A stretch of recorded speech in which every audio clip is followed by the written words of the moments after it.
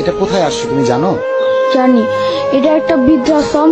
এখানে যারা থাকে তাদেরকে দেখে আমার অনেক কষ্ট লাগছে।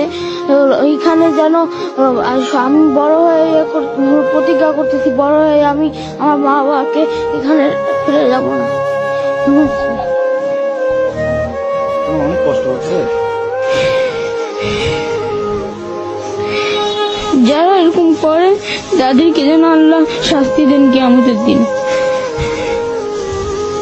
তুমি যেখানে বুড়ো মানুষগুলোর সাথে কথা বললে তোমার কেমন লাগছে? তাদের সাথে কথা বলে অনেক ভালো লাগছে, কিন্তু যারা তাদেরকে রাখে গেছে তাদেরকে একটু কষ্ট বোধ হয় নাই। তারা যেন এরকম আর না করে।